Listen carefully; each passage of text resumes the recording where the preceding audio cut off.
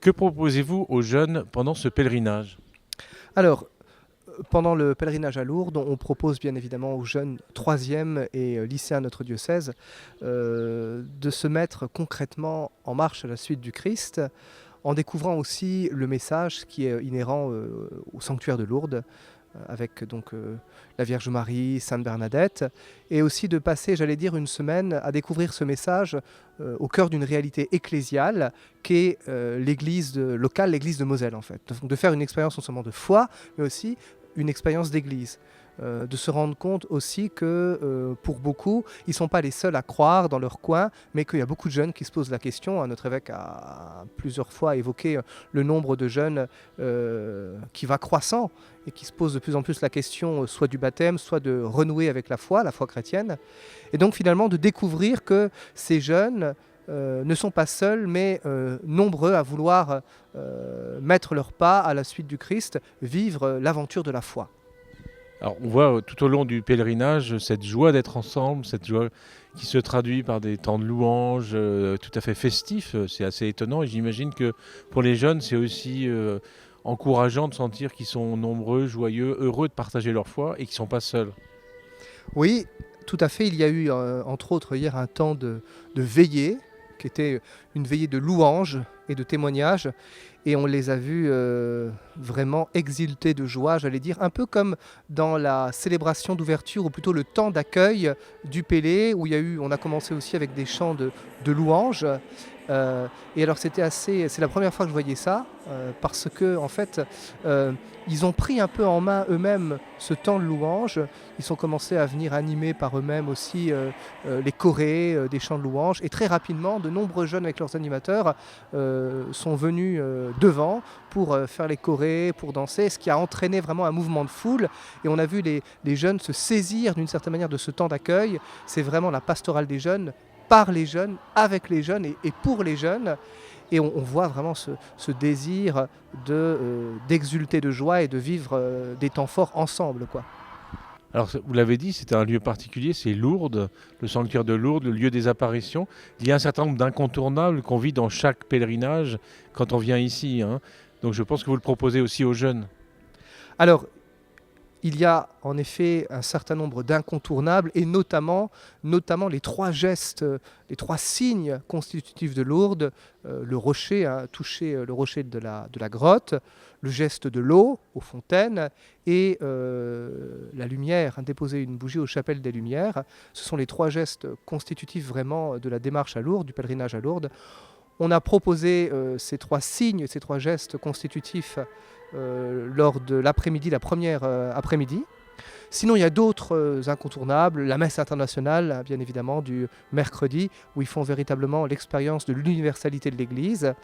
Il y a d'autres incontournables, comme le chemin qu'on appelle les pas de Bernadette, c'est-à-dire, voilà, ils vont un peu en vadrouille, en démarche pèlerine dans la ville de Lourdes pour aller découvrir les lieux que Bernadette a fréquentés, le cachot, la prison, enfin voilà, différents lieux comme ça qu'elle a connus, qu'elle a fréquentés.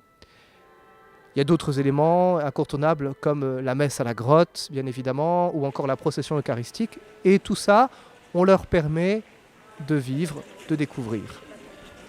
Alors on entend derrière nous, hein, c'est justement la messe ce matin, pendant qu'on enregistre cette interview.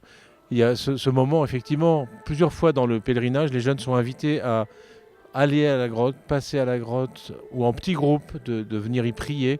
Ça, c'est important aussi, je pense, de faire corps aussi avec tout ce peuple multiple, à la fois international, mais aussi des bien portants, des malades, etc. Je crois que vous avez aussi proposé aux lycéens d'être sensibilisés à l'hospitalité, au sens de ce lieu particulier qui reçoit les personnes malades. Oui, ils ont eu un temps consacré spécialement à la présentation de l'hospitalité, de l'accueil Notre-Dame de Lourdes avec l'abbé Mathieu Schiebel, qui leur a fait un témoignage de sa propre expérience en tant qu'hospitalier. Voilà. Alors, au cœur de ce pèlerinage 2024, vous avez choisi un thème en lien avec l'actualité. Alors, on a choisi en effet le thème « Deviens athlète de Dieu », en résonance bien évidemment aux Jeux Olympiques qui auront lieu à Paris. « Deviens athlète de Dieu », c'est la comparaison entre la foi et le sport. Et on s'est basé sur ça par rapport ce que dit saint Paul, notamment dans la première aux Corinthiens, quand il compare le coureur, voilà, le coureur qui doit s'entraîner pour courir dans le stade et pour remporter finalement la couronne de laurier. Et nous, dit saint Paul, eh bien, finalement la vie de foi c'est la même chose, nous courons, mais pour remporter une couronne, non pas de laurier, une couronne qui ne se fane pas, qui est la vie éternelle. Et c'est tout le parallèle qu'on a cherché à mettre en œuvre en se disant, ben voilà, finalement, la vie de foi, d'une certaine manière, on y trouve beaucoup de parallèles, beaucoup de liens avec la vie sportive, la nécessité de l'endurance, de la persévérance. C'est pas toujours facile être croyant. Ça nécessite des efforts, ça nécessite de se donner à fond, de travailler sans relâche, jour après jour, à la fidélité, oui, à la persévérance, à l'endurance. Et c'est tout ça, d'une certaine manière, qu'on leur propose de découvrir et de vivre concrètement durant toute cette semaine de pèlerinage à Lourdes. Alors justement, être un athlète de Dieu, qu'est-ce que ça veut dire aujourd'hui pour un jeune de 14 ans, 17 ans? Être un athlète de Dieu, ça veut dire pour un jeune de 14-17 ans se dépasser tout simplement et chercher à développer dans sa vie tous les atouts, tous les talents, toutes les potentialités que Dieu lui a données pour vivre et essayer de rester en communion avec lui. Hein. Et c'est toute cette dynamique qu'on essaye de leur faire expérimenter à travers aussi ce qu'on appelle les 5 essentiels de la foi. On a essayé de découvrir et de développer par jour les 5 essentiels de la foi qui nous constituent en athlètes de Dieu, qui nous permettent jour après jour de devenir toujours plus athlètes de Dieu. Et les 5 essentiels de la foi, ce sont la prière, voilà, la nécessité de la formation, de se former, d'être curieux intellectuellement pour toujours mieux connaître, mieux approfondir sa foi, essayer de toujours plus pénétrer le mystère de Dieu, même si on n'y arrive jamais totalement. Également la dimension de la vie communautaire, troisième vitamine, le fait qu'on appartient toutes et tous à l'Église et que le fait de vivre en Église est une force qui nous est donnée pour continuer notre marche vers le Christ. Quatrième vitamine, c'est le service, l'importance de la charité, de se mettre au service du frère. Et aussi, cinquième vitamine, l'évangélisation. Et donc, c'est ces 5 vitamines qu'on leur permet, jour après jour, de mieux découvrir, de mieux s'approprier, pour qu'ils prennent vraiment conscience que c'est en mettant tout ça en œuvre qu'on peut vraiment devenir athlète de Dieu. Peut-être pour terminer, vous, comme prêtre et comme accompagnateur de ce service de l'évangélisation des jeunes, quelle est votre joie dans ce pèlerinage? Qu'est-ce qui est le plus marquant pour vous? Qu'est-ce qui vous rend heureux comme prêtre? En effet, joie de voir éclore ce désir de Dieu. Alors nous l'avons tous, ce désir de Dieu en nous, il est plus ou moins conscient, hein. Mais joie de voir éclore ce désir de Dieu, cette soif spirituelle, cette volonté de se rapprocher du Seigneur. Joie aussi de les voir vraiment vivre pendant cette semaine la fraternité, de faire l'expérience de la vie en Église. Alors même si bien évidemment il y a des couacs ici ou là, mais ça existe toujours, mais joie de les voir être heureux.